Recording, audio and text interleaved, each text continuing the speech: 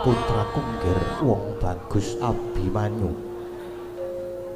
Katemben wae para pepundhenmu Pandhawa padha rerasanan yen to putraku Abimanyu yektine digadang-gadang dikekudang ing besok ingkang bisa jumeneng nata suwi para kawula. Umpama ora mangkono ya mung sira ingkang besok bisa nurunake sejarahing ratu. Nanging tumrapun bapa iki malah abot nggir. Krana apa? Krana sawijining ratu mono ora gampang. Merga ratu iku beda kelawan kawula. Yen kawula nang ukur marang kodrate, nanging yen ratu iku wong ingkang sinampiran pakaryan, ngatur kendho kencenging pernatan amis bajining kahanan. Lan dadi ratu kuwi dudu mujudake bebungah, nanging iku amanah. Tegese dadi ratu kuwi kudu tanggung jawab sakutuhe lan tanggung jawab tumrap negara lan para kawula. Dadi yen wis saguh aja golek sugih, yen wis sagah aja golek turah, yen wis gelem aja banjur golek pengalep kulub nggir Abimanyu. Duh Kanjeng Rama jimat pepundhen kula. Yektosipun menawi kula ingkang dipun kekudang menapa menika boten lepat krana kula ngrumaosi tasih cubluk cupeting nalar tuna ing budi cingranging samukawis lan kula inggih ngrumaosi menawi kula dereng saged mudahaken gesang kula menika kangge nusa bangsa lan negari Kanjeng Rama. Ger pun Rama iki saektine bombong dene putraku Abimanyu ingkang dikekudang. Ing besok bisa nerusake sejarah ing ratu. Nanging krana apa malah kowe sing kendho Abimanyu? Inggih. Krana kula ngrumaosi samukawisipun kula inggih tasih kirang. Kejawi kula mboten pantes putra-putra Pandhawa menika mboten namung Abimanyu. Nanging tasih kathah kados Kangmas Pancawala, Kangmas Gatotkaca, Kangmas Antarja lan sanesipun Kanjeng Rama. Abimanyu kula wonten dawuh bombong-bombonge wong tuwa kuwi lamun nyawang anake bisa padha kasil, tegese bisa ngluhurke lan junjung marang asmane wong tuwa. Abimanyu, sira iku anak Janaka, jagat wis nekseni. Lamun Arjuna iki wiwit cilik nganti tekan semene ora kendhat nggone tansah gedhekke tapa brata, ora kendhat nggone ngudi kawruh lan kapinteran supaya uripe Arjuna bisa piguna kanggo bebrayan gung. Mula Abimanyu pun Rama kepingin sira iku bisa taruna ngungkuli bapa sira ingkang wis dikekudang. Aja nganti kendhu, aja mangrung tingal, aja mandheg mangu, aja nganti kelangan kiblating kautaman lan lanjering bebener. Tatanen rasamu, tatanen jiwamu. Abimanyu, Arjuna moh lamun duwe anak mung sumindhi marang wong tuane. anak Arjuna kudu bisa tangkar tumangkar lan kudu mentas saka karepe dhewe. Lan meneh Abimanyu, sira ingkang wis dikekudang, mula sira kudu tansah ngudi kawruh kapinteran. Krana upama besok sira dadi ratu, ya kudu ngasta daya pangwasa luhur ngambil gawe ping widi. Lan ingkang luwih wigati, sira kudu nyandheng kanugrahaning Jawata gayuh tumuruning wahyu. Nanging sira kudu prihatin gayuh dhewe. Lamun sira ora bisa gayuh wahyu, utamaning wahyu ning Ratu aja ngaku anak Janaka Abimanyu.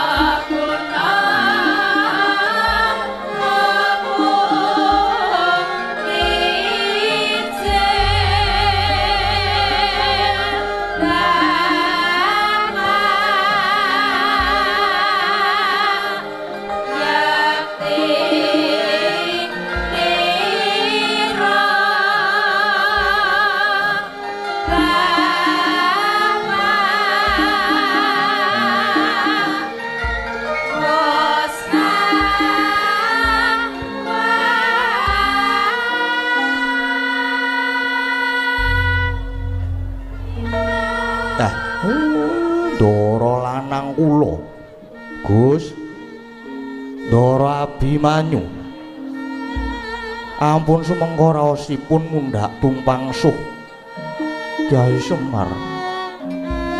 Umpama aku mati wae piye Kyai? Ampun ngaten nggih Gus. Ramamu nggih Ndara Janaka niku piyantunipun ladak lirih niku pun kawit riyin. Merga kula niku ngomong kang Rama niku bebasan wiwit kuncung nganti gelung. Piyaine pancen ladak lirih mula yen paring piwucal lan paring duka kala-kala nggih sok mawi pasemon. Margi ngaten nggih Gus. Wong tuwa sing bisa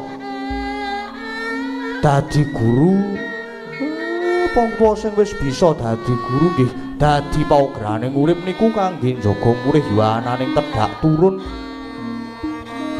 Tegese karaharjan keselametaning kanggo anak putune kudu taberi. Mulangake gegebengan niku kudu dilakoni mumpung isih urip lan sembada. Krana nek pun kebacut mati niku boten badhe saged ninggali warisan. Tegese ninggal warisan pepadang. Merga yen nek wong wis mati niku pun boten saged diguroni meneh. Umpama iso diguroni ya mung tinggalaning ilmu sing dilalah sadurunge mati dipun serat. Utawi cara tembunge wonten rekamane. Niku bab warisan pepadang kejaba niku warisan wujud bondo donya langkung-langkung warisan barang sing migunani niku nggih saged ditinggalke. Mula wong mati niku babagan kadonyan apa wae wis pedhot. Kejaba sangune mung 3 perkara inggih niku setunggal amal utawa lelabuhan. Kaping 2 niku ngelmu ingkang piguna. Banjur ingkang kaping 3 dongane anak lanang ingkang saleh. Mula kados ramamu Arjuna nuturi kanthi pamecut rembug sing kaya ngoten niku mboten luput. Merga dadi wong tuwa niku nek kawruh dienggo dhewe niku nggih boten becik. Lan wong tuwa niku nek nggadahi anak putu niku boten wonten sing ajeng njlomprongake. Punten. Mumpung sampeyan isih jembar kalangan isih padhang rembulane mang tindakke kanthi sak becik-becike. Merga sampeyan iku sing diarep-arep makarya supaya leladi kangge nusu bangsa lan negari. Napa malih jandika niku dikekudang sing bakale saged nurunake sejarah ratu ing nusa Jawa niki. Mumpung niki Jawata badhe matedhaken wahyu ning ratu manggayuh nggih Den. Kyai, biar padang trawangan persasat umampaing wanci panglong kepapak obor sosro. Dupi aku midhanget kabeh pangandikane Kyai Semar. Taso namung puja sesantiran puja mantra pangestune para sepuh uga pangestune Kyai Nayantaka. Muga kawruh lan ngelmu dadi kancaku, akal lan budi dadi cagaku, kapitayan dadi gegondelanku, sabar dadi pusakaku, dharma kautaman dadi jejiban lan jujur suci kuwi kabeh dadi pangestiku. Inggih Ndara. Abimanyu sumedya gayuh wahyuning ratu nanging Kyai rening mawa aku dinukan utawa dipecut Kanjeng Rama. Mula nggonku gayuh wahyu ora wujud Abimanyu sing kaya mangkene. Samengko Abimanyu bakal mimba dadi pendhita, mergaya kanthi sarana dadi pendhita. Demen manteng ciptaku nggonku gayuh wahyu ning ratu Kyai. Inggih. Niku pun sae niku pun mangtindake kula nderek ngawat-awati etok-etok dadi cantrike Sang Brahmana Muda. Lan mang percaya mawon sinartan manteping rasa lan tumaming tumindak sarta linambaran ati kang suci pepayung budi rahayu. Sapa sing darbe sedya hayu mesti bakal mungguh rahayu Den Ndara Abimanyu.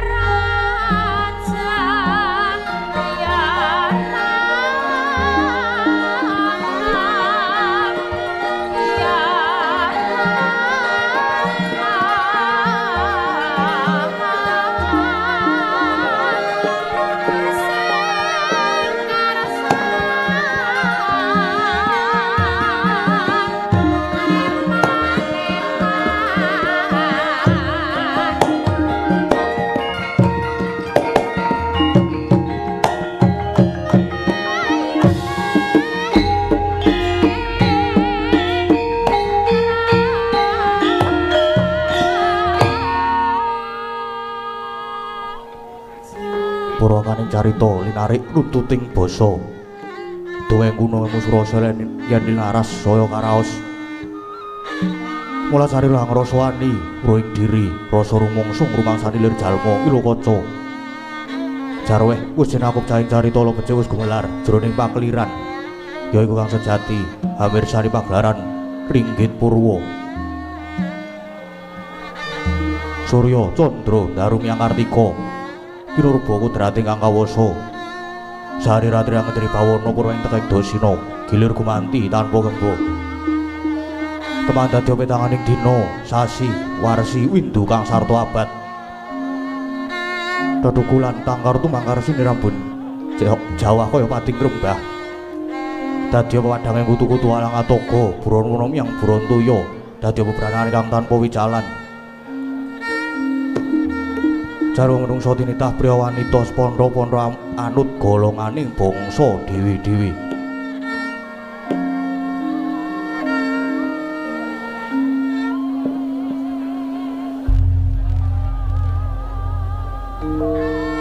Ananging negaripun Dita ingkang kaeku Adidasa Purwa eka marang sawiji adiluwih dasa 10 Purwa marang wiwitan. Senadyan kathah titahing dewa ingkang sinangga ing Pratiwi kinasmaning akasa kinapiting samudra Raja Samyanggana raras nanging datan kadya ingkang ginupiting dalu samangke. Yakti ingkang sinebat gumlaring negari Dwarawati ya negaring Dwaraka ya negari Jenggala Manik. Prapila winasta negari Dwarawati yaiku polawan nganing jagat utawi wanganing rasa Dwaraka panggonaning bebuka apantesa kinarya pambukaning kandha saratri mangke awit ngupaya nagari 100 sarantuk kalih nadyan 1000 tan jangkep sadosa. Dasar negari ingkang panjang punjung pasir wukir gemah ripah loh jinawi kerta tata turaharja tur dasar para kawulane sedaya samya sayek saeka kapti akarya luhuring nusa bangsa lan negari. Tuh negaring Dwarawati kena winastan negara ingkang gedhe obore padhang jagate dhuwur kukuse jero tancepe adoh marang kuncarane. Mila datan momokal lamun ngenguwung tejane ngambar arum kuntaping nagri.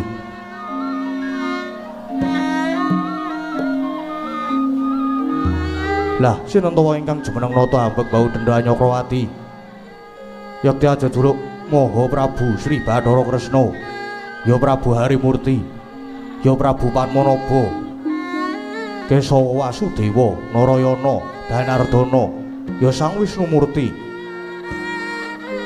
Narendra ingkang berbudi bawa leksana tur hambek angayomi dharma angayomi agami suci angayomi para kawula kang samya angreksa raharjaning nagri tuwin ngayomi dhateng haing sapadha-padha hanggung hangaosi dhateng asanes.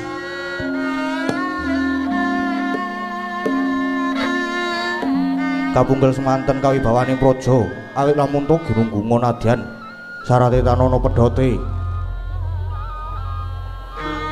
nujuri sajuga sang nata keparang miyos tinanggil mungguing sitinggil binaturata. Lah sinentawa ingkang keparang nyaket mangarsa lenggah mabuka amarikelu Susilarja wadana tumungkul yayah Kanjeng Pertiwi. Tuh menika warnanira pisahanipun putra dalem satria ing parang Garuda kekasih Raden Samba Wisnubrata ya Raden Kusuma Wiratmaka. Raden Samba mengkarakan pisahanipun satriya Garbaruci nenggih Raden Setyaki ya Raden Singa Mulangjaya. Dene ingkang pinangka tetindhing para wadya warangka dalem rekyana Patih Udawa kasambet pisahanipun para mantri bupati nayakaning praja amber blabar panyayah samudra tanpa tepi.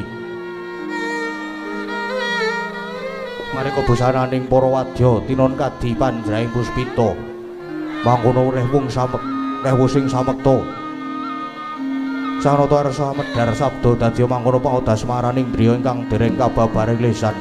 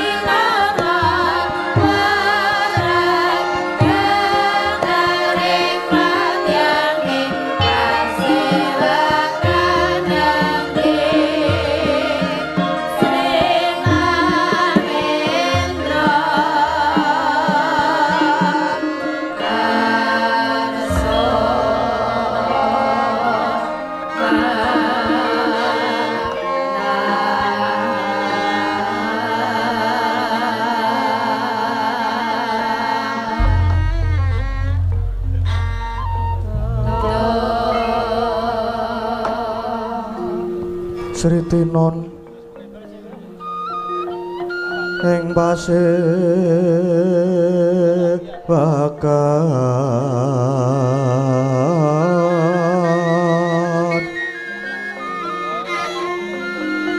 busana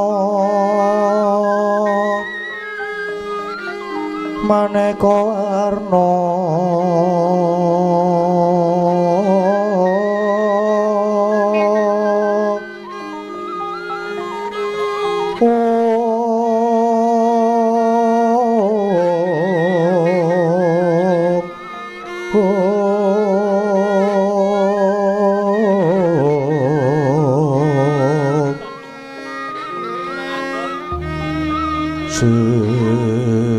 sepak puspiteng udana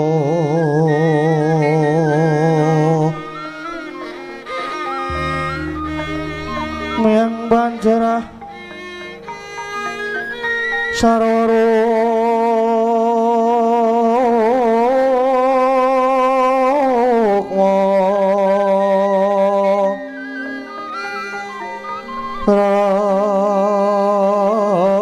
ranggeng maneh Narawata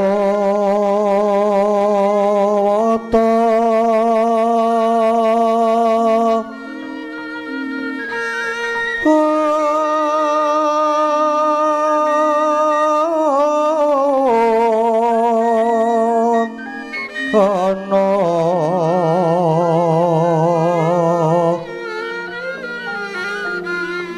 Obro prabanyo kang sumirat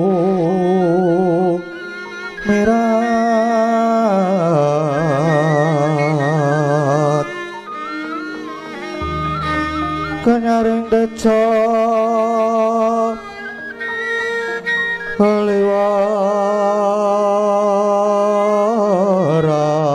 liwaran lereki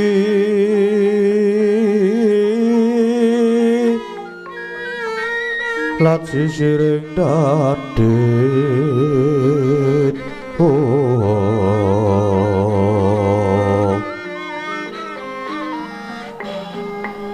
wimbo kakandha mrek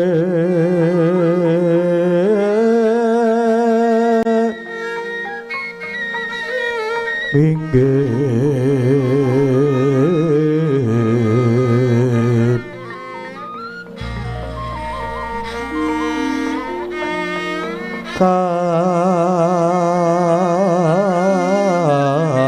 katiuping samirana mandra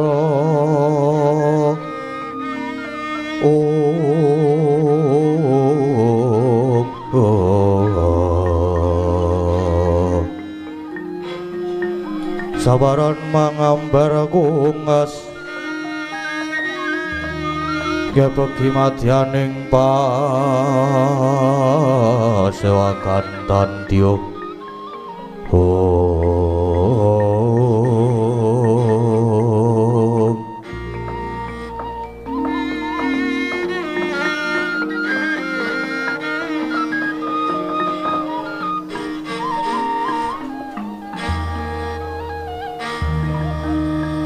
Ngiwang sukma jagat mangadya linuwih Kakang Pati Udawa haywa kongsi ndadekke kaget ing pamikirira marmane pasuwanira ingsun piji mangarsa saekti ingsun mung bakal mundhut pawarta kadiparan anggonira rumeksa prajaningsun Kakang Patih Udawa hai nok nun igawit mundi pangestu dalem sedaya para nayakaning praja tansah sumungkeming panjenenganing nata boten wonten ingkang anglirakaken dawuh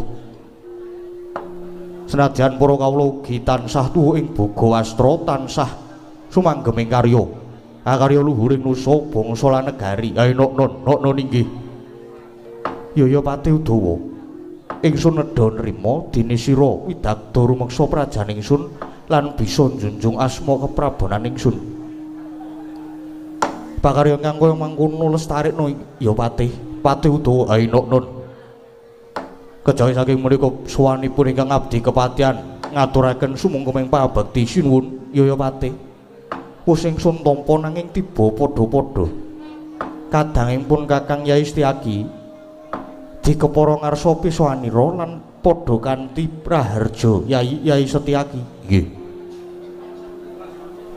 Awit mundi pangastunipun Jengkoko Prabu lulus raharja pisowanipun ingkang Rai Garbaruci boten manggih halangan setunggal menapa.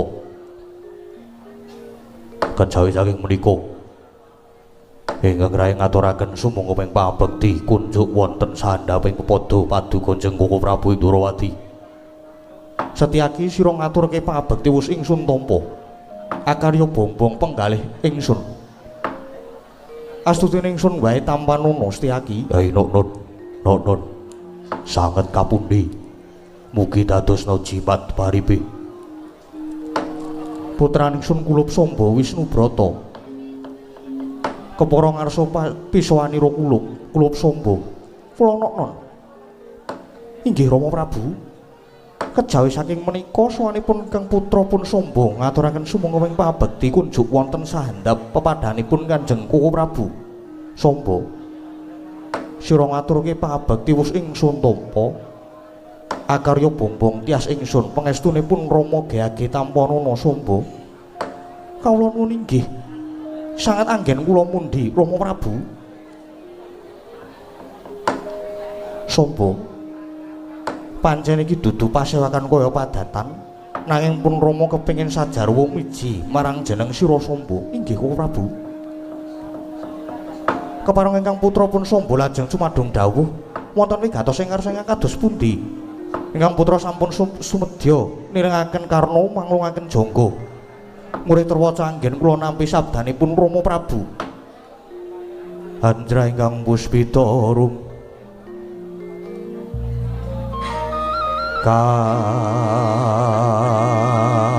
kasiliring samira nomre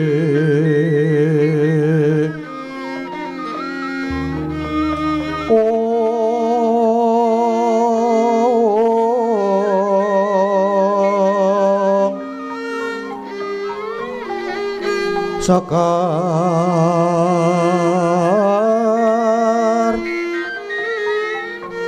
kadung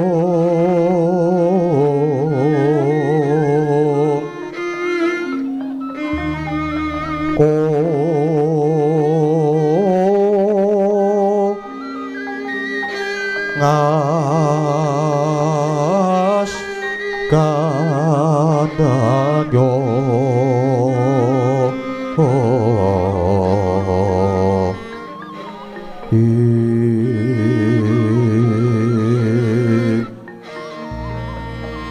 maweh raras retaning driya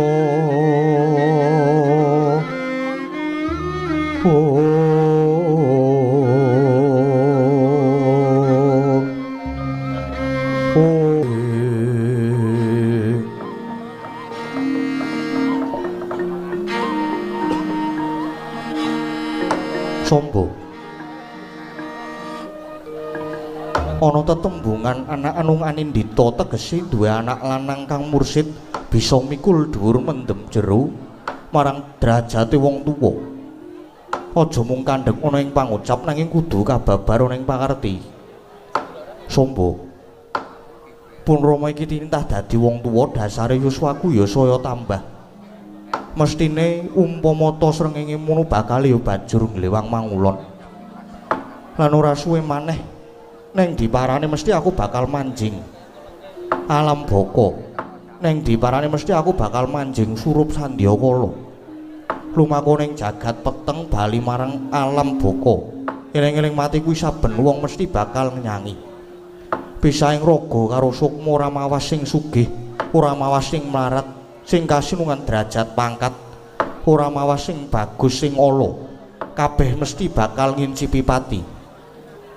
Nanging yen urip iku ana werna loro yaiku urip sadurunge mati lan urip sawise mati. Sing kaping pindho saiki ngrembug babagan negara. Babagan negara Dwarawati iki merga ing katentreman lan isi karahayon. Dene karahayon lan katentreman mono bisa kagayuh yen to ratune utawa pangembating praja kelawan kawulane padha sayek. Saeka praya manunggal cipta rasa karsa lan karyane. Mula kudu ana peperintah sira ora kabotan tampa nglintir keprabon ingsun. Inggih. Mesinipun ngaten Rama. Ingkang putra Samba mboten badhe kawratan yen dados Ratu Ndwarawati. Kula sagah jumeneng nata ing Ndwarawati. Rama, bagus. Pancen sejatine gedhe pangarep-arepipun Rama marang sira. Bebasanana tembung taruna ngungkuli bapa merga pangajap ingsun ning sire keprabon ora urung besok ya mung sira. Ya mung sira ingkang ingsun dama-dama lan ingsun kekudang nglintir keprabon ingsun.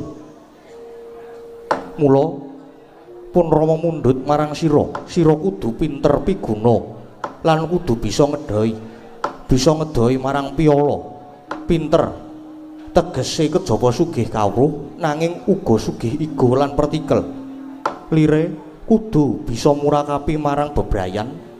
Kulina nanjake kapinteran supaya bisa sumrambah ing akeh sabanjure. Anak ratu kudu tansah ngedhoi marang piyala. Tegese anak ratu munut kudu sumingkir saka sakabehing maksiat. Nanging kena ngapa? Yen ingsun sawang kapinteranmu kuwi durung sepira. Nanging jebul lekasira kok kaya mangkono. Apa dikira pun Rama ora prisa? Rina wengi jeneng sira mung tansah rupyan-rupyan. Suka parisuka nyuda marang kapraitnaning batin. Rina wengi sing mbok buru mung kesenengan raga. Tanpa gelem ngasah diri. Jeneng sira mung tansah ngegungake dupeh dadi anak ratu. Dupeh pasuryanmu bagus. Banjur saben-saben kuwi uja hardaning nepsu. Apa dikira pun Rama ki ora pirsa? Dolanmu saiki senengane ning ngendi pun Rama ki pirsa kok. Kowe mung ngendelke dupeh dadi anak ratu, dupeh pasuryanmu bagus. Banjur saben ana wanita ayu mbok ceraki. Iso apa ora? Ana sing rada apik sithik, singsot ya apa ora? Nggih. Malah kepara gonta-ganti wanita ya apa ora? Sombo. Banjur nggon piguna. Neng ndi pigunamu? Ngendi pigunamu? Babar pisan uripmu ora piguna kanggo bebrayan. Sombo. Pun Rama bakal ngendika akeh-akeh mangkene merga pun Rama tresna marang sira. Mula aja nganti ndadeki renggeting pamikira Sombo. Sigra-sigraen permana kanca sigra ngraketa nawang sesangka.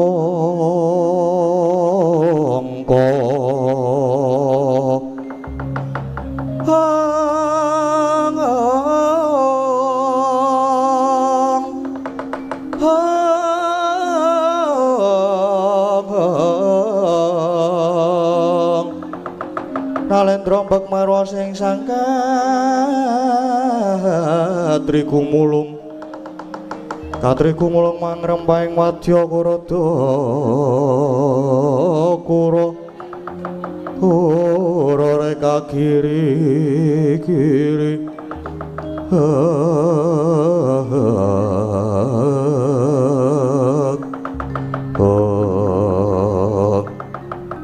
Rama Prabu jimat pundhen kula. Sareng kula midhanget kathah-kathah pangandikanipun Rama Prabu. Kados tinothok braja lumit kula destun saestu ing atas kula menika putra nata binatara. Nanging jebul salaminipun gesang kula malah namung ngegungaken anggen kula dados putra paduka Rama Prabu. Kula ngurmaosi bilih kula menika tasih adigung adiguna, kula nyuwun pangapunten Rama. Syukur yen jeneng sira wis bisa ngrumangsani. Tegese lekas sira isih bisa didandani. Merga pun Rama iki mecut marang sira Samba. Saru dinuru ing akeh yen putra Ratu Ndwarawati sing wis kondhang sing wis kondhang kajana priya Ratu Satyaning Ratiti sing Bathara Wisnu jebul ibarat gajah nanging anak-anak tikus sombong.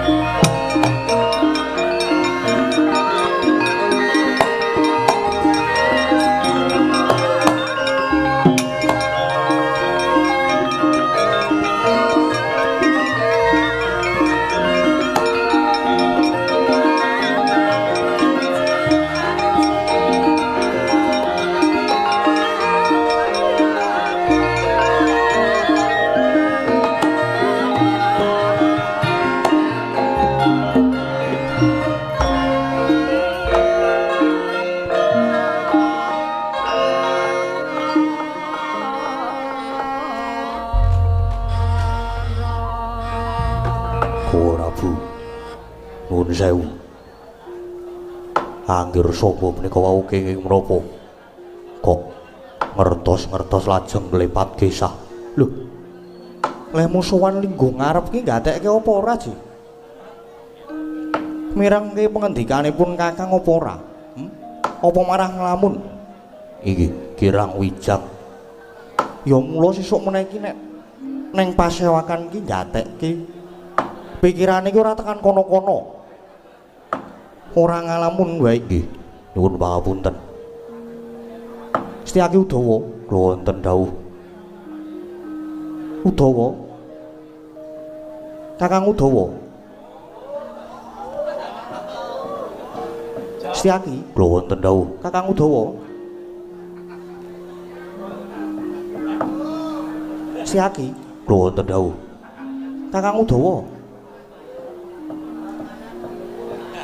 monggo kula dherekaken monggo Prabu monggo nyuwun pamit kula dherekaken arep nendi lho anggere sapa meneh ndi mulane sesuk nek iki ora ngalamun ora turu digatekke dumeh bar kecekel polisi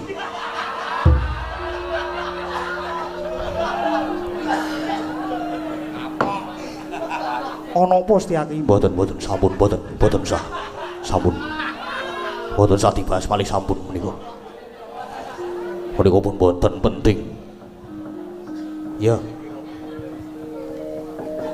Pancen iki mau ingsun ora kok ateges ndukani marang putramu Samba. Nanging niatku pancen nyeblak mecut dimen Samba kae ora mung sumindhi marang wong tuwa. Dimen Samba tangkar tumangkar pamikire banjur gelem ngulir budi kawono. Yen kalenggan iki Jawata bakal matedhake kanugrahan wahyuning ratu. Mula pancen Samba tak pecut nganggo rembug sing kaya iki mau dimen ginugah rasane. Mangkono nggih. Mila kok lajeng klepat gesah wis ben wae. Nadyan mengkono, Setyaki lan Kakang Udawa aja ditegake putramu Samba. Awat-awatana bebasan adoh diceraki, cerak didoi. Sing baku tetep diwulati. Karepe Samba arep kepiye syukur yen Samba nyata ginugah rasane kang banjur gelem ngasah diri lan mahasingasamun tapa gawe wahyuning ratu. Hai Nun wis wae dawuh. Eyang mekaten ingkang rai kepareng nyuwun pamit lan nyuwun tambahing pangestu. Setyaki aja kaya bocah cilik sing praetna ngati-ati Udawa jeneng sira uga. Awat-awatana putramu Samba babar pisan bodolno pasewakan ingsun nedya kundur kedaton. Hei Nun ngesaken dawuh. Ingkang makaten ingkang abdi kepareng nyuwun pamit lan nyuwun tambahing pangestu. Kakang Udawa surtiti ngati-ati aja ninggal duka prayoga. Purna gatining pananggilan. Sanata arsa kundur kedaton jelok saking dampar kencana kinapit gambaran gading. Kadharekaken sangganing prombanjani ketanggung Jaka paloro-loro ingkang sami ngambil pecanan keprabon. Kawis tinggal saking mandura tindaknya Sri Naranata kaya tansah angiram lakune.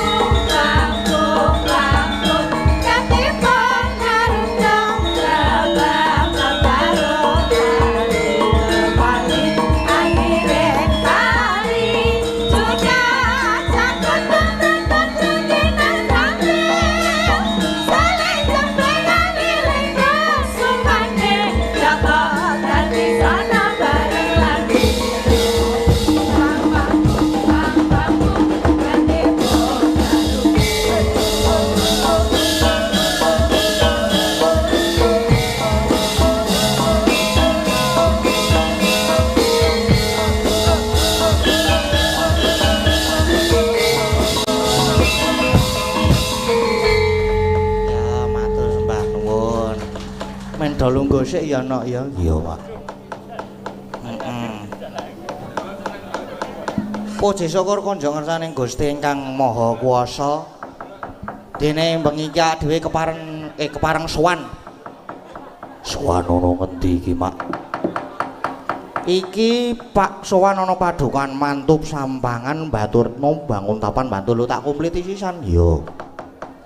Acarane iki acara apa, Mak? Kok gayenge ora jamak-jamak wayangan, Nduk?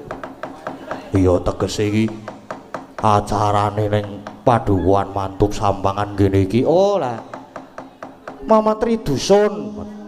Mama Tridusun, ya iki wis diwenehi kertas nawala karile maca iki karo tak wacake mboko sithik alon-alon. Iya Mama Tridusun padukuhan mantup sampangan Baturetna bangun tapan Bantul.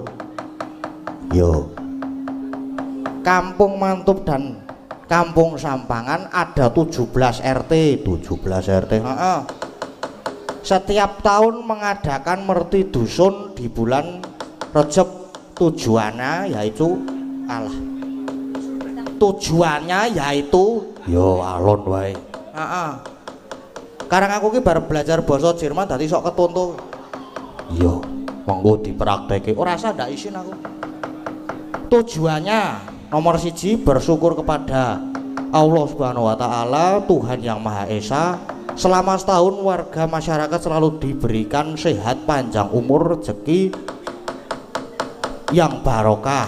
Yo, nomor 2 menjalin silaturahmi, persatuan dan kesatuan dua kampung tersebut. Yo, nomor 3 apa, Pak? Nguri-uri budaya Jawa dengan nanggap wayang yang